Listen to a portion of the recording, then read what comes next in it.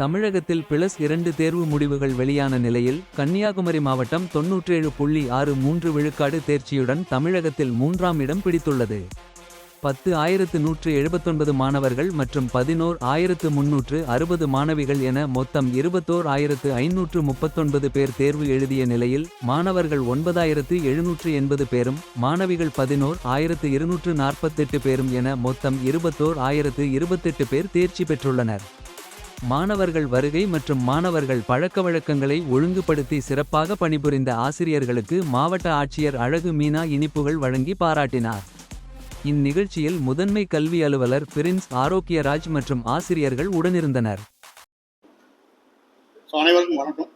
இன்றைக்கு தமிழ்நாடு முழுவதும் மேன்மை 2ஆம் ஆண்டு தேர்வு முடிவுகள் வெளியிடப்பட்டிருக்கின்றன. அதில் மகிழ்ச்சியான தகவல் என்னன்னா, கன்னியாகுமரி மாவட்டம் தமிழக அளவில் 3வது இடத்தில் தேர்ச்சி பெற்றிருக்கிறது. கடந்த ஆண்டு 5வது இடத்தில் இருந்த நிலையில் இந்த ஆண்டு 2 இடங்கள் முன்னிலை பெற்று 3வது இடத்துல நம்முடைய கன்னியாகுமரி மாவட்டம் இடம்பெற்றிருக்கிறது. அப்போது மொத்த தேர்வு எழுதிய மாணவர்கள் 21,539 பேர் எழுதினாங்க. தேர்ச்சி பெற்ற மாணவர்கள் 21,028 பேர் தேர்ச்சி பெற்றிருக்காங்க. தேர்ச்சி சதவீதம் 97.63%.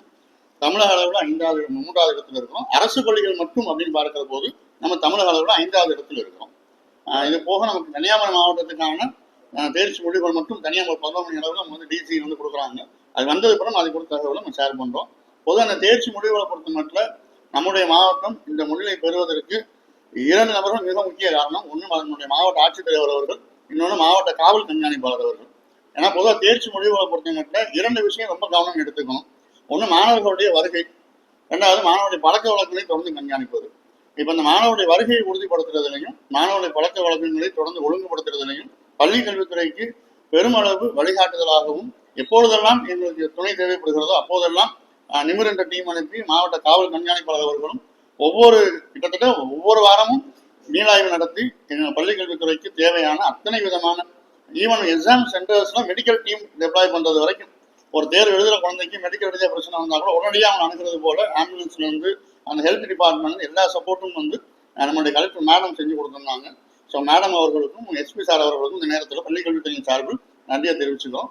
தொடர்ந்து எங்களுடைய தலைமை ஆசிரியர் பெருமக்கள், மாணவர்கள், ஆசிரியர் பெருமக்கள், அலுவலக பணியாளர்கள், இதற்கு துணை நின்ற அத்தனை பேருக்கும், குறிப்பாக ஊடக நண்பர்கள் அனைவருக்கும் இந்த நேரத்தில் நன்றியை தெரிவிச்சுக்கிறோம். வரக்கூடிய கல்வி ஆண்டுல இந்த 3வது இடத்திலிருந்து முதலிடத்தை நோக்கி முன்னேறுவதற்கான அனைத்து முனைப்போட எல்லா முயற்சிகளையும் இன்றிலிருந்து நாங்கள் தொடங்கியிருக்கிறோன்றதை நான் தெரிவிச்சுக்கிறேன். நன்றி. கடந்த ஆண்டு 97.01 சார். அதற்கு முந்தின வருஷம் 95.7 நம்ம 14வது இடத்துல இருந்தோம். கடந்த ஆண்டு 97.01 5வது இடத்துல வந்தோம். இந்த வருஷம் 97.63 3வது இடத்துக்கு வந்திருக்கோம். அப்ப தேர்ச்சி சதவீதமும் கூடியிருக்கிறோம், அந்த தேர்ச்சி இடமும் நம்ம கூடியிருக்கிறோம்.